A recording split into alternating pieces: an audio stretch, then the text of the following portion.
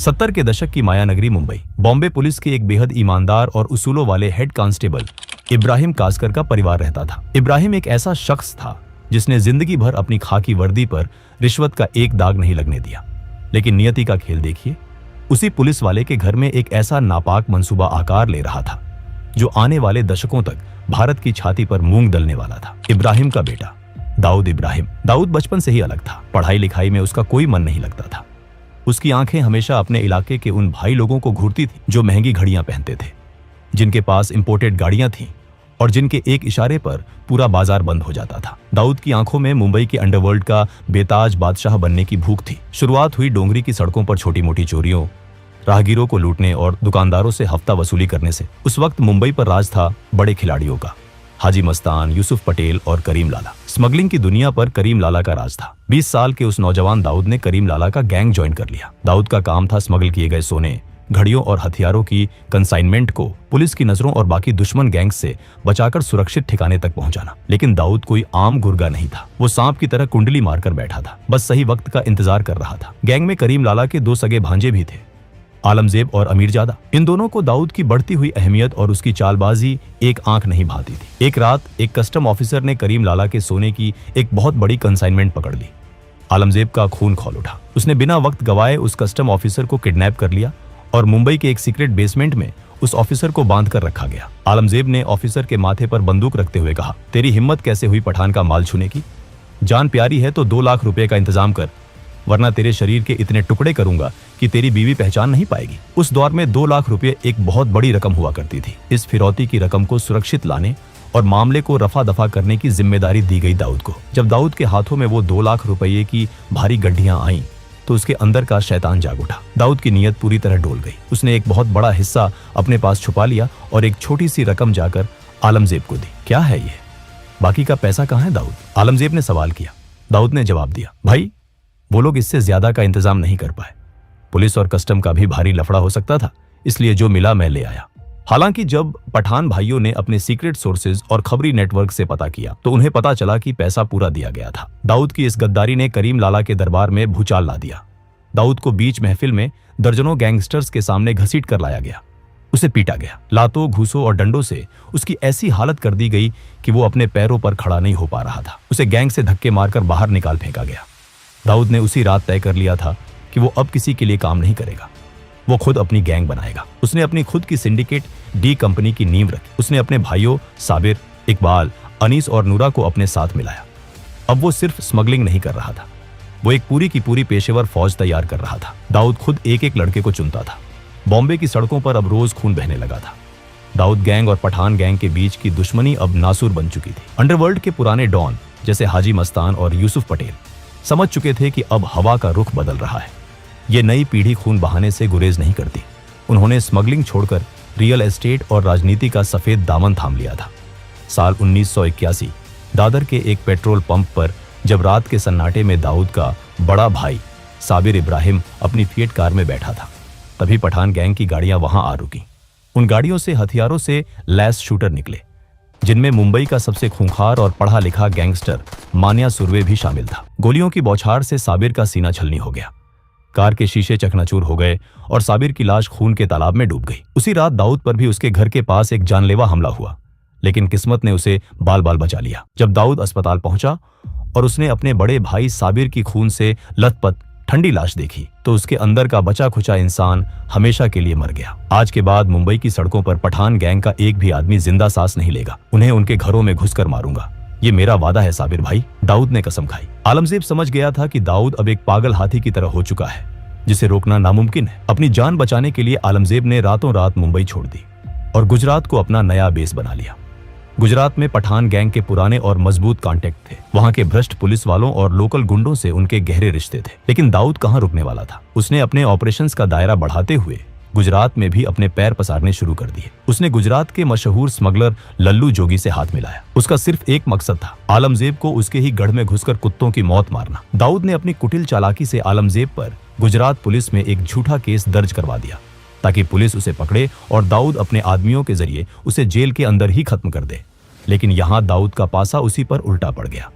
1983 में गुजरात पुलिस ने एक सीक्रेट और सटीक सूचना के आधार पर छापेमारी की और दाऊद को लल्लू जोगी के साथ अवैध हथियारों के साथ रंगे हाथों पकड़ लिया। उसे कोफेपोसा कानून के तहत गिरफ्तार कर जेल में डाल दिया गया। ये खबर मिलते ही आलमजेब ने तुरंत दाऊद के गुर्गों पर ताबड़तोड़ हमले शुरू कर दिए। दाऊद के 2 सबसे खास आदमियों को बीच सड़क पर गोलियों से भून दिया गया। दाऊद को जेल की सलाखों के पीछे ये एहसास हो गया कि गुजरात में आलमजेब को मारना मुश्किल है। जैसे ही वो बेल पर छूटा, उसने तुरंत वापस मुंबई का रुख किया। अब दाऊद एक मौके की तलाश में था और वो मौका उसे मिला 6 सितंबर 1983 को। आलमजेब का भाई अमीरजादा को एक पुराने आपराधिक केस के सिलसिले में मुंबई के सेशन कोर्ट में पेश होना था। दाऊद जानता था कि ये काम कोई आम जाना पहचाना शूटर नहीं कर सकता, क्योंकि पुलिस हर चेहरे को जानती थी। इसके लिए उसने अंडरवर्ल्ड के उभरते सितारे बड़ा राजन की मदद ली। राजन ने एक दुबले पतले बेहद कम उम्र के लड़के डेविड परदेसी को चुना। डेविड दिखने में किसी कॉलेज जाने वाले सीधे साधे लड़के जैसा था। कोर्ट रूम खचाखच भरा हुआ था। भारी पुलिस बंदोबस्त था। जज अपनी कुर्सी पर बैठे थे और अमीरजादा कटघरे में खड़ा था।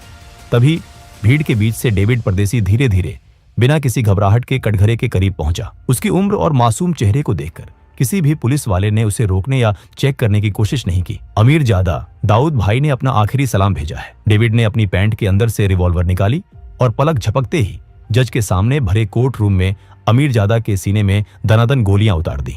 कोर्ट रूम में चीख पुकार और भगदड़ मच गई। अमीरजादा वहीं ढेर हो गया। पुलिस ने तुरंत झपटकर डेविड को पकड़ लिया, लेकिन दाऊद जो संदेश देना चाहता था वो पूरे भारत के अंडरवर्ल्ड और पुलिस महकमे तक पहुंच चुका था।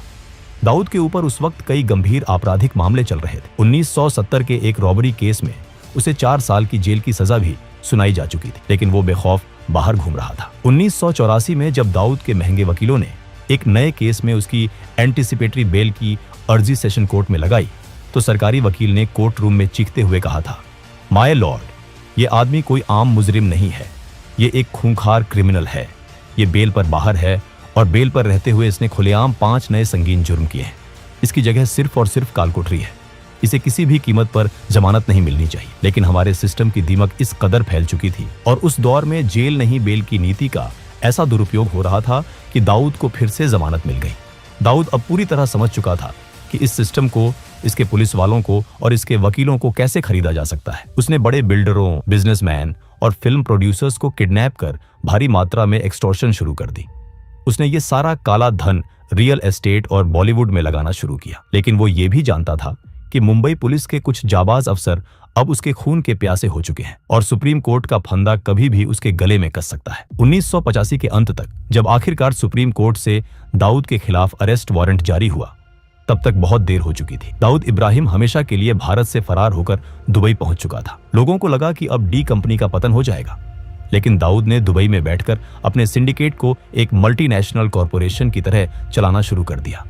बड़े बड़े पॉलिटिशियन, बिजनेसमैन और बॉलीवुड के नामी सितारे जब भी दुबई जाते तो दाऊद के दरबार में हाजिरी लगाना नहीं भूलते थे। उसी दौरान फिल्म मैगजीन्स में ये अफवाहें भी उड़ने लगी कि दाऊद का बॉलीवुड की एक बहुत मशहूर और खूबसूरत एक्ट्रेस के साथ अफेयर है और उनकी एक बेटी भी है। दुबई में बैठकर भी मुंबई पर दाऊद की पकड़ जरा भी ढीली नहीं हुई थी। उसने भारत के हर बड़े स्टेट में अपने एजेंट्स, हिटमैन और शार्प शूटरों का एक बड़ा नेटवर्क खड़ा कर लिया था। रोमेश शर्मा जैसे पॉलिटिशियन से लेकर अहमदाबाद के खूंखार गैंगस्टर अब्दुल लतीफ और यूपी के किडनैपिंग किंग बबलू श्रीवास्तव जैसे लोग अब दाऊद के इशारों पर नाचते थे। मुंबई में दाऊद का सारा काम उसका एक बेहद खतरनाक गुर्गा रमा नायक संभाल रहा था। रमा नायक ने दाऊद के इशारे पर कई लोगों को मौत के घाट उतारा और धीरे धीरे वो खुद को मुंबई का असली बॉस समझने लगा। वही दाऊद ने भांप लिया कि रमा नायक की बढ़ती ताकत भविष्य में उसके लिए एक बहुत बड़ा खतरा बन सकती है। दाऊद ने रमा को खत्म करने के लिए एक बेहद शातिर चाल चली। रमा नायक का एक राइट हैंड था, बाबू रेशम। दाऊद ने पुलिस के अपने घूसखोर सूत्रों का इस्तेमाल करके पहले बाबू रेशम को पुलिस लॉकअप में बंद करवाया और फिर दाऊद ने अपने दूसरे वफादार गुर्गों को भारी पैसा देकर पुलिस लॉकअप के अंदर ही बाबू रेशम का बेरहमी से कत्ल करवा दिया। इसके तुरंत बाद दाऊद ने दुबई से रमा नायक को फोन किया, रमा, बाबू को महेश ढोलकिया ने पुलिस से मिलकर मरवाया है, उसे छोड़ना मत। महेश ढोलकिया एक बड़ा होटलियर था। रमा नायक, जो अपने साथी की मौत से बदले की आग में अंधा हो चुका था, उसने बिना कुछ सोचे समझे अपने साथी अरुण गवली के साथ मिलकर महेश ढोलकिया को दिन दहाड़े मौत के घाट उतार दिया। लेकिन कुछ समय बाद जब रमा को अंडरवर्ल्ड के सूत्रों से सच्चाई पता चली कि महेश ढोलकिया बेकसूर था और बाबू रेशम की हत्या की पूरी साजिश दाऊद इब्राहिम ने ही रची थी, तो वो भड़क उठा। रमा नायक ने बगावत कर दी उसने दाऊद के उन बिल्डरों और व्यापारियों को पकड़ पकड़ कर लूटना और पीटना शुरू कर दिया जो डी कंपनी को प्रोटेक्शन मनी देते थे। अब से दाऊद को एक पाई का हफ्ता नहीं जाएगा। दुबई में बैठा वो भगोड़ा अब मुंबई का बॉस नहीं है, मुंबई का बाप अब मैं हूं, रमा ने खुलेआम ऐलान कर दिया। रमा नायक की मौत के बाद उसके गैंग और दगड़ी चौल की कमान उसके सबसे वफादार और खूंखार साथी अरुण गवली के हाथों में आ गई।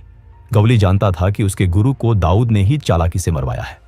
अब मुंबई की सड़कों पर डी कंपनी और गवली गैंग के बीच एक ऐसा खूनी खेल शुरू हुआ जिसने पूरे शहर को दहला कर रख दिया। गवली ने सबसे पहले दाऊद के मुंबई के ऑपरेशन संभालने वाले मैनेजर सतीश राजन को मरवा दिया। ये दाऊद के लिए एक बहुत बड़ा झटका था। बौखलाए हुए दाऊद ने गवली के खास आदमी अशोक जोशी और उसके पूरे गैंग को एक साथ खत्म करवा दिया। अरुण गवली ने अब दगड़ी चौल को एक किले में तब्दील कर दिया और अपनी फौज खड़ी करनी शुरू कर दी। उसने बेरोजगार और भटके हुए युवाओं को भारी पैसा देकर अपने गैंग में शामिल किया। उसने दगड़ी चौल के अंदर ही साउंड प्रूफ शूटिंग रेंज बनवाई जहां इन लड़कों को AK-47 स्टीन गन और आधुनिक हथियारों को चलाने की कड़ी मिलिट्री जैसी ट्रेनिंग दी जाने लगी। गवली ने दाऊद के मैनेजर महेश चौड़िया को किडनैप किया और उसे बेरहमी से मार डाला। दाऊद ने पलटवार करते हुए गवली के सगे भाई किशोर गवली की हत्या अपने हिटमैन महेश कुलकर्णी से करवा दी।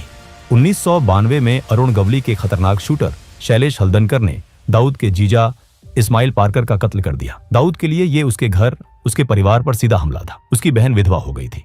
दुबई में बैठे दाऊद ने अपने सबसे खास और जांबाज शूटरों को ऑर्डर दिया, मुझे हल्दनकर मुर्दा चाहिए, चाहे वो कहीं भी छुपा हो। शैलेश हल्दनकर उस वक्त एक पुराने हमले में घायल होने के कारण मुंबई के JJ हॉस्पिटल में भारी पुलिस सुरक्षा के बीच भर्ती था। दाऊद के शूटर, जिनमें सुभाष सिंह ठाकुर और सुनील सावंत शामिल थे, AK-47 लेकर सीधे अस्पताल में घुसे। उन्होंने वार्ड में घुसते ही अंधाधुंध गोलियां बरसानी शुरू कर दी। 400 से ज्यादा गोलियां चली। मरीज और डॉक्टर जान बचाने के लिए पलंगों के नीचे छुप गए थे। हल्दनकर को वहीं बिस्तर पर छलनी कर दिया गया और 2 हवलदार भी शहीद हुए। अरुण गवली भी पीछे हटने वाला नहीं था। उसने दाऊद के करीबी राजनीतिक मददगार मौलाना बुखारी की हत्या करवा दी, जो दाऊद के लड़कों को पुलिस से बचाता था। दोनों तरफ से रोज लाशें गिर रही थी। खुफिया एजेंसियां हैरान थीं कि कैसे एक अनपढ़ आदमी जो अंग्रेजी का एक वाक्य ठीक से नहीं बोल सकता, दुबई में बैठकर 5000 से ज्यादा गैंगस्टरों की एक फौज को एक मल्टीनेशनल कंपनी के CEO की तरह चला रहा है। दाऊद अपने दुश्मनों और गद्दारों के लिए एक क्रूर तानाशाह था जो छोटी सी गलती पर भी मौत की सजा देता था, लेकिन अपने वफादार गुर्गों के लिए वो एक दरिया दिल मसीहा था। अगर किसी गुर्गे को गोली लगती या वो जेल जाता तो दाऊद पानी की तरह पैसा बहाता। वो उनके परिवारों का पूरा खर्च उठाता, उनकी बीमारियों का इलाज करवाता। 1992 के बाबरी मस्जिद डेमोलिशन के बाद भारत के हालात बदल गए। पूरे देश में दंगे भड़क उठे और यहीं पर एंट्री हुई पाकिस्तान की खुफिया एजेंसी ISI की। ISI ने दाऊद इब्राहिम में एक अचूक हथियार देखा। ISI के टॉप कमांडरों ने दुबई में दाऊद से कांटेक्ट किया। उन्होंने दाऊद को उसकी सुरक्षा, उसके काले व्यापार को पूरी दुनिया में बेरोक टोक चलाने और उसे हमेशा के लिए महफूज रखने का लालच दिया। इसके बदले में उन्हें सिर्फ एक चीज चाहिए थी, दाऊद का विशाल तस्करी नेटवर्क, जिसका इस्तेमाल करके वो भारत में मौत का सामान भेज सके। दाऊद, जिसके अंदर का मुसलमान बाबरी मस्जिद की घटना से भड़का हुआ था और जिसके अंदर का व्यापारी नया मुनाफा देख रहा था, उसने अपनी देश का सौदा कर लिया। दाऊद ने गुजरात और महाराष्ट्र के समुद्री तटों के जरिए हथियारों और RDX की भारी कंसाइनमेंट भारत में उतारनी शुरू की। उसने अपने सबसे खूंखार और भरोसेमंद गुर्गे टाइगर मेमन को इस नापाक काम की जिम्मेदारी सौंपी। 12 मार्च 1993, मुंबई, वो काला दिन जब एक के बाद एक 12 सिलसिलेवार बम धमाकों ने पूरे शहर को खंडहर और श्मशान में तब्दील कर दिया। बॉम्बे स्टॉक एक्सचेंज की गगनचुंबी इमारत से लेकर एयर इंडिया बिल्डिंग, सेंचुरी बाजार और जावेरी बाजार तक हर जगह सिर्फ खून, चीखें, कटे हुए अंग और काला धुआं था। 250 से ज्यादा बेगुनाह लोग मारे गए और हजारों जिंदगी भर के लिए अपाहिज हो गए। वो दाऊद इब्राहिम, जो कल तक सिर्फ एक स्मगलर था, अब भारत का सबसे बड़ा और सबसे वांटेड आतंकवादी बन चुका था। इन धमाकों के बाद डी कंपनी के अंदर भी दरार आ गई। छोटा राजन जैसे हिंदू गैंगस्टरों ने दाऊद का साथ छोड़ दिया और खुद को देशभक्त डॉन घोषित करते हुए दाऊद के खिलाफ जंग छेड़ दी। डी कंपनी अब पूरी तरह से एक आतंकी सिंडिकेट बन चुका था। 1995 तक आते आते दाऊद का सालाना टर्नओवर 2000 करोड़ रुपए का आंका गया था, जो आज के समय के हिसाब से 6000 करोड़ से भी कहीं ज्यादा है। Shipping, food processing, garment export, Bollywood financing, real estate से लेकर ड्रग्स और हथियारों की ग्लोबल तस्करी तक दाऊद का ये खूनी साम्राज्य लंदन, स्विट्जरलैंड, दुबई, लागोस और कराची तक फैल चुका है। आज दाऊद इब्राहिम पाकिस्तान की सेना और ISI की कड़ी सुरक्षा में कराची के पॉश क्लिफ्टन इलाके में एक कायर की तरह छिपा बैठा है। उसे पाकिस्तानी मिलिट्री की बैकिंग हासिल है और वो बदले में उनकी डर्टी ऑपरेशंस की फंडिंग करता है। दोस्तों, ये थी दाऊद इब्राहिम की कहानी। अगर आपको ये वीडियो पसंद आई हो तो इस वीडियो को लाइक जरूर करें और ऐसे ही वीडियोस के लिए चैनल को सब्सक्राइब करना ना भूलें। मिलते हैं अगले वीडियो में, तब तक के लिए जय हिंद, जय भारत।